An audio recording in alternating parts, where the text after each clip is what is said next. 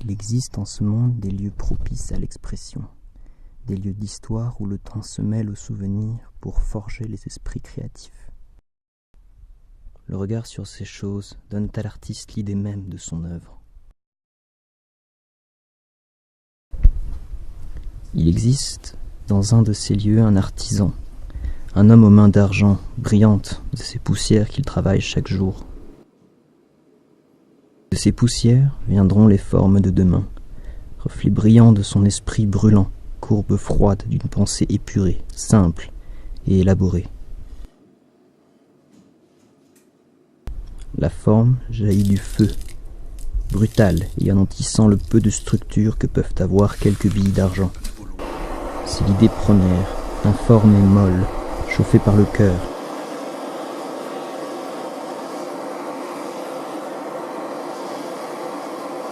Le désir de donner vie à ce que l'on aime déjà.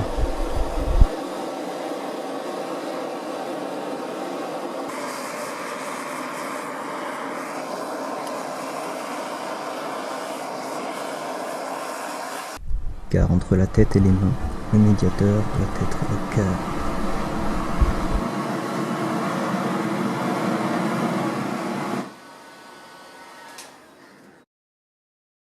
La forme jaillit aussi du froid, unissant les parties en un tout uni par la grâce d'un ciment mystérieux et invisible.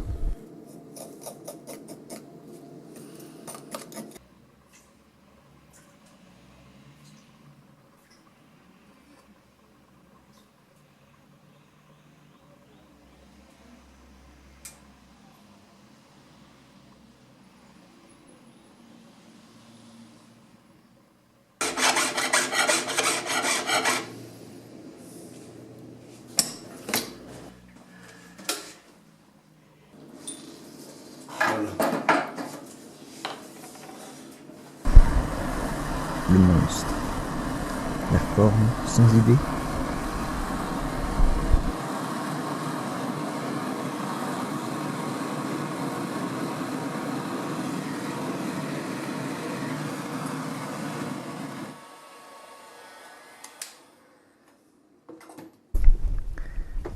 Le son produit l'harmonie de la forme, le rythme de chaque coup, donnant à la structure la mesure de sa beauté.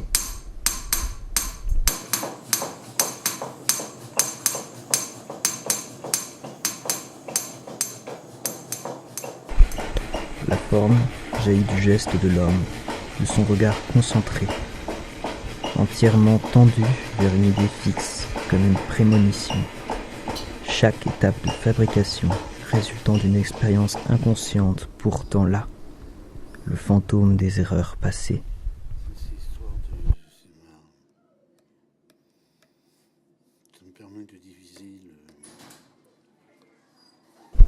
Du feu, du froid et de l'esprit du démiurge naît l'objet, à la fois style, don de soi, ornement de couleur et d'esprit.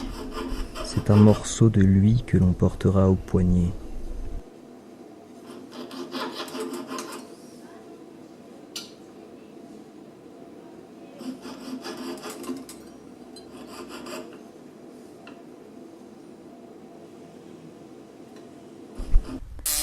La perfection sera enfin atteinte lorsqu'il n'y aura plus rien à retirer.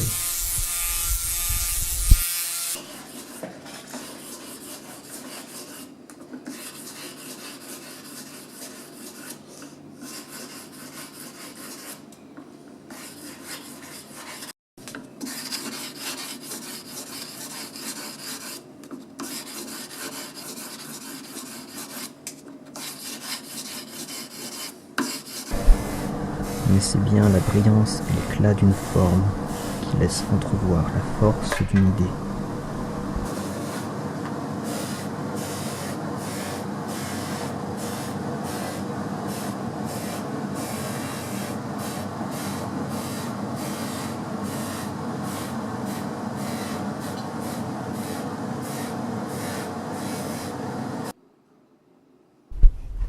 Pétri de philosophie, l'ornement doit faire briller celui qui le porte. Il ne se suffit jamais à lui-même, c'est le grain de beauté, le détail qu'on attend, que l'on voit sans le remarquer. L'épice est à la cuisine ce que le bijou est à l'homme.